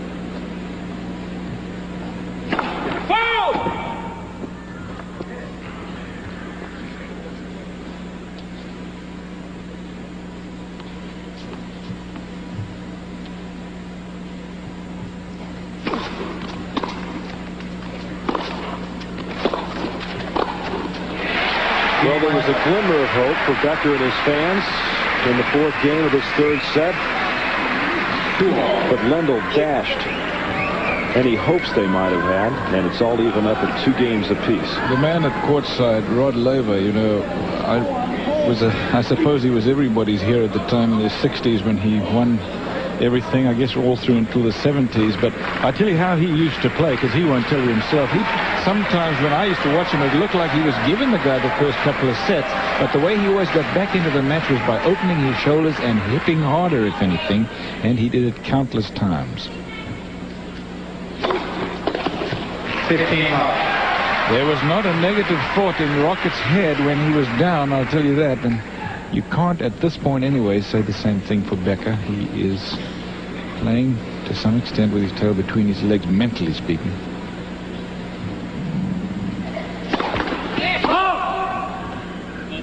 Rocket, I suppose you'd be the only one to answer whether those were your true feelings or not. That's the way it looked to everybody else, though.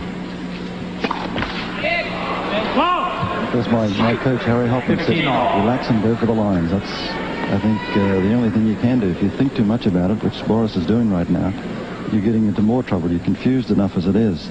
Just settle down and put a little bit more top on the ball and keep him in. Fourth double fault for Becker. Just wide. And it's 30-15.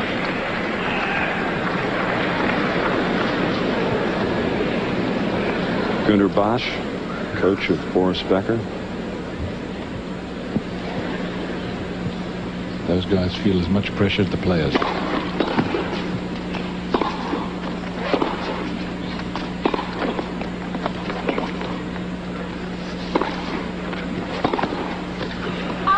I asked Lacan's coach to come up and just have a word with her chef for about 5 minutes, Roger, before Lacan played earlier in the week. He said, I can't leave my seat. I said, Lacan would go crazy if I did.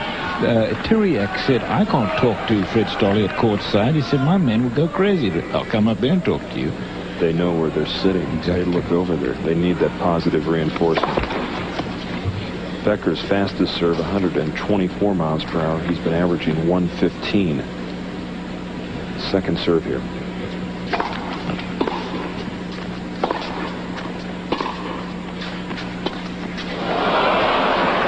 40-30. When that shot works, it looks terrific. When it doesn't work, it looks like he's just missing it. He's playing with firing on 3 cylinders out of 8. And I almost get the feeling that he's not watching the ball. You know, he's lining up and he's taking his eye off the ball, and at that particular shot there just gives me the feeling that he's looking for where it's going and not really paying attention to the actual shot.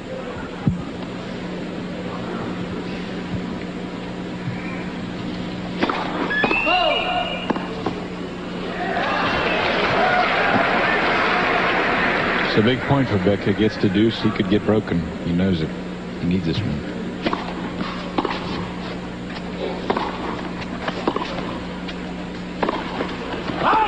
That's long, and it's deuce. Rod, the other thing that I'm interested in is that Lendl is not impressed by that big topspin second serve of Becker's. Earlier in the week, he could throw that thing into some of the other players that he's played against, get into the net, and he'd have a volley. He's not even trying that against Lendl, and Lendl's just tipping it back. Just moving in and taking the pace off it and pushing it back in play, and doing it extremely well. That's all you need. And the ace for Boris Becker, his 9th. And Becker. Just one observation down here. It seems that Boris doesn't want to go over to Lendl's forehand. I think if he does, he used to be able to get away with it last year, but I think Lendl's speed has helped him here, and he's making a big weapon out of that, so he gets in trouble if he goes to his forehand. I think you're right, Rocket, but I think that he should hit it into the forehand anyway, especially in the deuce court, because I think it keeps Lendl honest that way. He doesn't know where it's coming every time.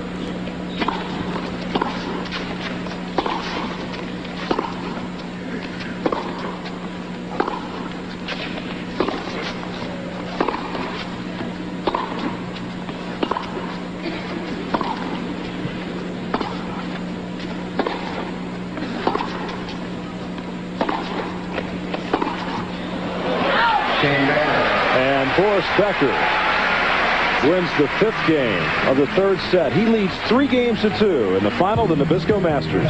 Everything off of his back foot for the most part. And then when he does come forward, he's hitting it long when he does get his form down right. Matter of footwork.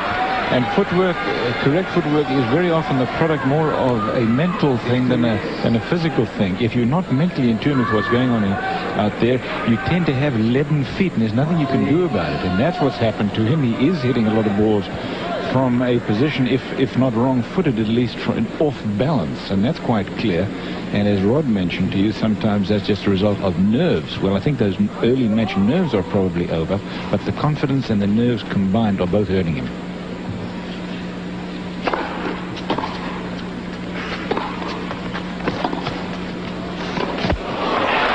Well, the bottom line is he's been going backwards more than forward against Lendl so far this evening. However, in the last couple of games, he has started to make an impression on Lendl's serve.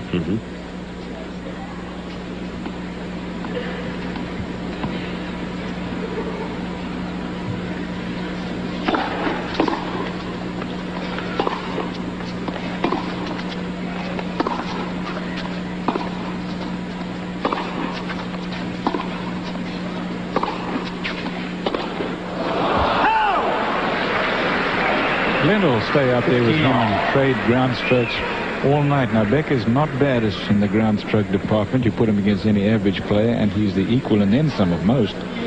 But Lendl won the French Championships hands down this year. Slow court from the baseline. Well, Becker's not better than he is back there, that's for sure.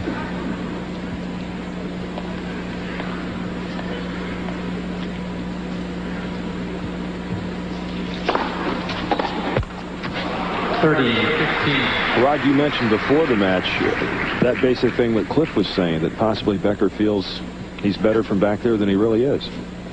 Well, I think he's, at the moment, he's forcing, of course, but that forehand that goes across to Lendl's forehand, he's trying to hit it just too hard because he knows Lendl's going to make it. He's going to go there to counteract it. For serve.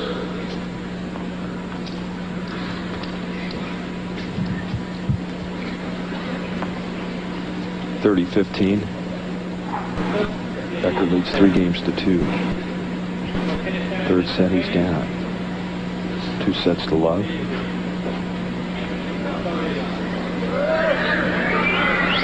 A little bit of gamesmanship between the two. Lendl feels like Becker's not ready, so he's going to take his time. I guess he feels at a certain time he was ready. Looked up. Becker was walking around, not looking at him. So he says, well, I'll take my time too. A little bit of gamesmanship in there.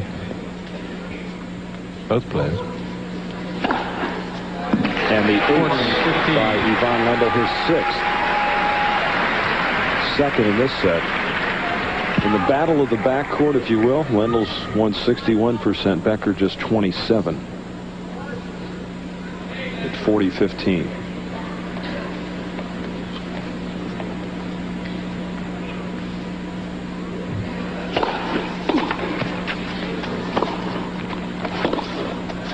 Wide. And Lendl evens things up at 3 games apiece in the 3rd set. 3-all.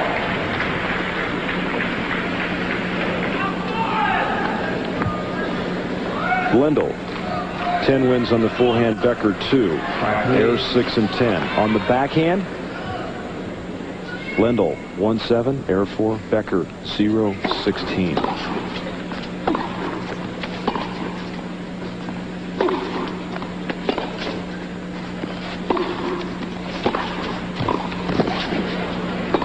Yeah. I got another backhand winner for Lendl. I want to put that in perspective for you. On a court that is very fast, and this is not one of them. As you watch this replay again, winner of the backhand side here from Lendl down the line. Second time around anyway. The important thing to remember is that if you have a higher percentage of winners than you do errors, the quality of tennis is outstanding. This is a medium-paced court, remember. Not that easy to hit the winners. First serve. Perfect conditions. No wind, no sun, obviously. Medium speed. Made for the good production of our sport.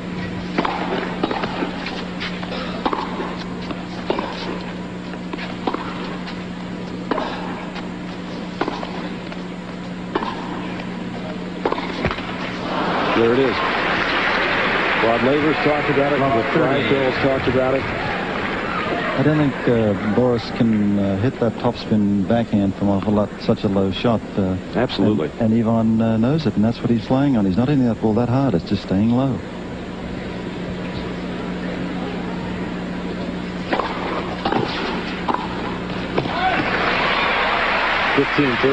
Well, there comes a time when Becker says, look, I haven't won a point in so long. I've got to get into the net. He does it, and he wins the point. Remember against Edberg in the final set, through all caution of the winds, did nothing but charge the net, and he won it easily. Trouble. And double break point for Ivan Lendl. Well, watch what you're faced with. Keep your eye on Becker now. He's a man serving. Watch him. Now look at his movement here. He's got to make a move to cover one way or the other. He does. He takes the move to his right-hand side, the left, as you are watching it on your screen. And, of course, that opened up the cross-court forehand, and then we'll just winged it in there.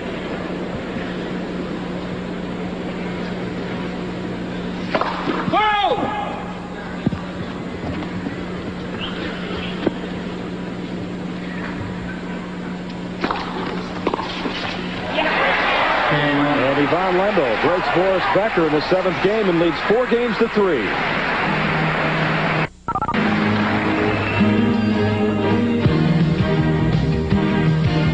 He won the first set 6-4. He won the second set 6-4, and Lendl has just broken Becker in the 7th game of the 3rd set. He leads 4 games to 3.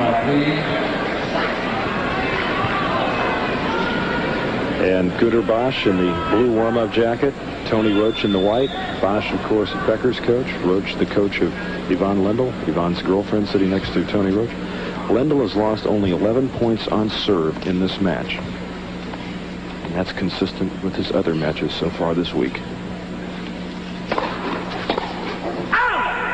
15 love. And Rod, there was a gesture right there from Becker that just summed it up. He just kind of waved his hand. There's nothing else I can do about it, it seems. He's just totally frustrated, which is disappointing because I know he's not going to be able to come back from this position.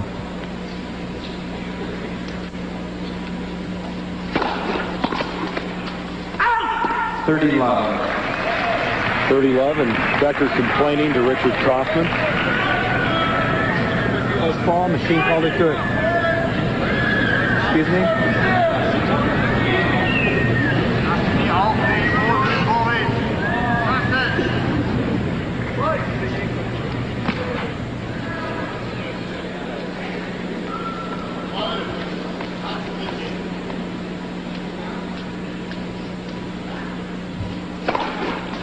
And the ace for Ivan Lendl, his 7th and 3rd of the set.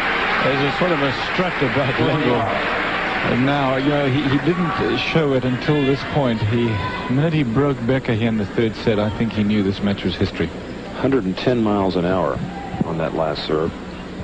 You get the feeling he wants to close this match out in no time flat. Well, you know, he's told us he likes to get to bed early and wake up early. And another ace for Ivan Lendl, his 8th of the match, 4th of the set, and he leads 5 games to 3. Lendl leads 5-3. Ivan Lendl, the defending champion here at the Nabisco Masters, has been in the final every year since 1981. This is his 7th final appearance. He has a veritable lock on this championship.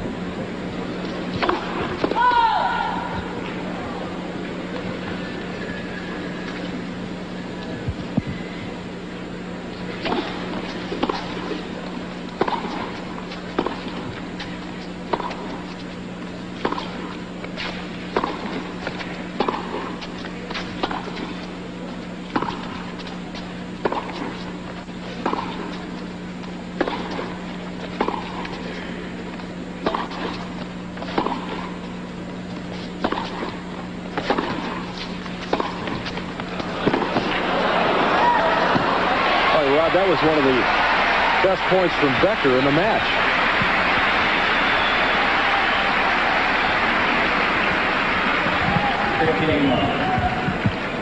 Yeah, he's really getting well there. This is one of the better points that Boris has played. He's on it. He was coming forward, actually. That was a good part about that particular rally. Absolutely.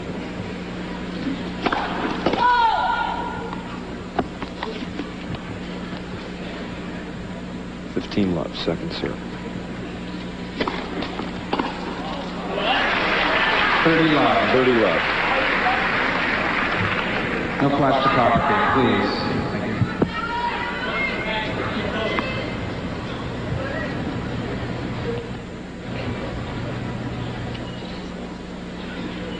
Thank you.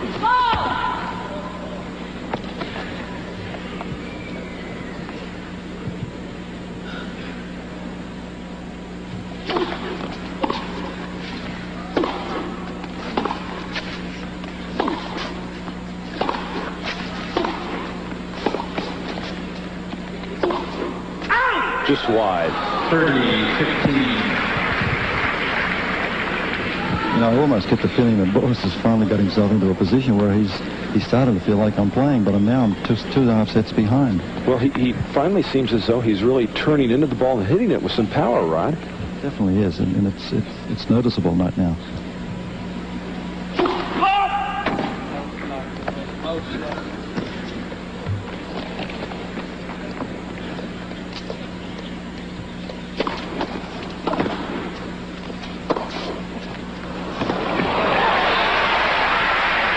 He looks like a different player right now, Rocket.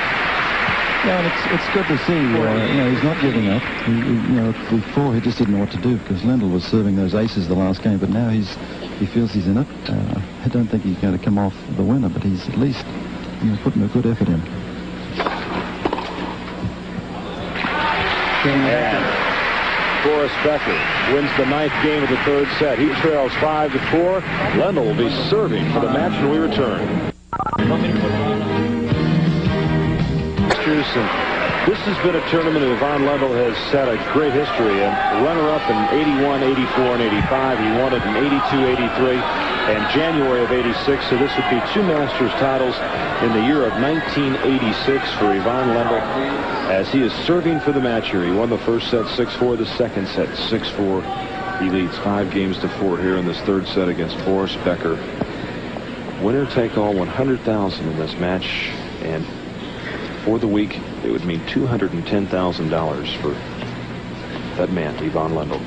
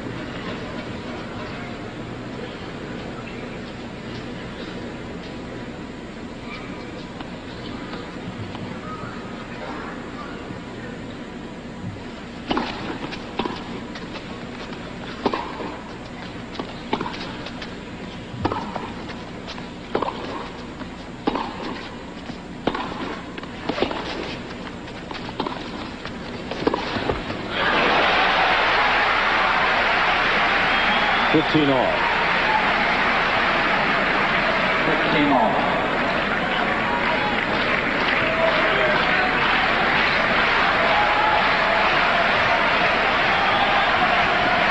You get a little different perspective of this whole thing down here at courtside. These boys are really hitting the ball. Terrific approach right there from Becker. A last stand for him right here.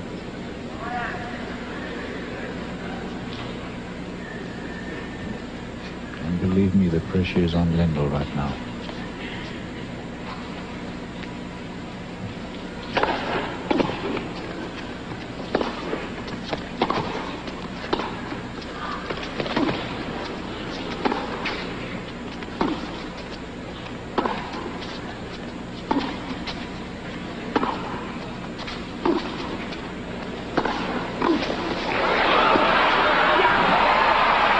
couldn't get up in time.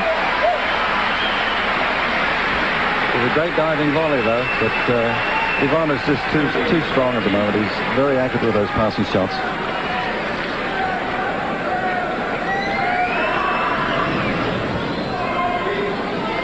See that effort by Becker here. That picture just about tells the story right here. 30-15.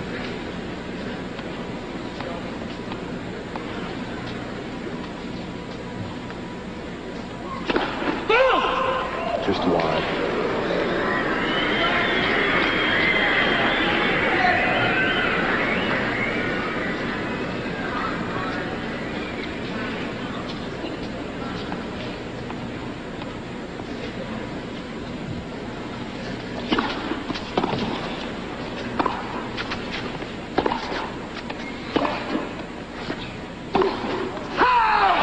Just wide. And it's double match point for Ivan Lendl.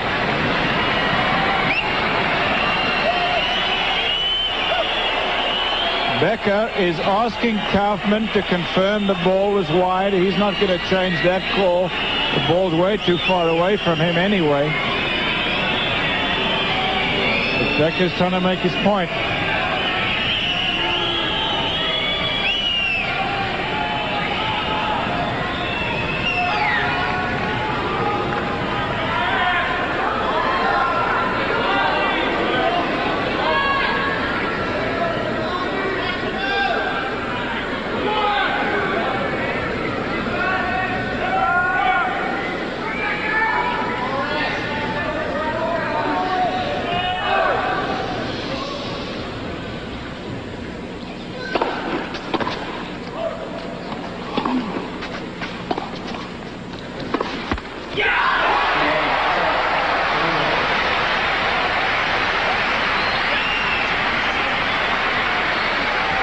Ivan Lendl wins this Nabisco Masters 6-4, 6-4, 6-4 over Boris Becker, and there is no question that man is the top-ranked player in the world.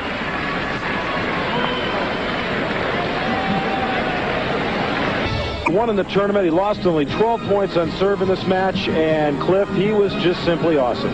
Well, there are ways to win, Roger, and there are ways to win. I think Ivan Lendl made a statement tonight about the future of this sport and about the part that he's going to play in it. 6-4, 6-4, 6-4. In addition to the things you mentioned, let Boris Becker know that if he wants to be #1 next year, he has something really special to do to beat Ivan Lendl. There was no contest tonight.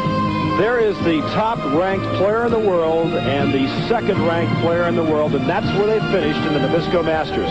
We want to thank Fred Stolle, Vijay Amitraj, Rod Laver, Cliff Drysdale. I'm Roger Twibble. Thanks for being with us.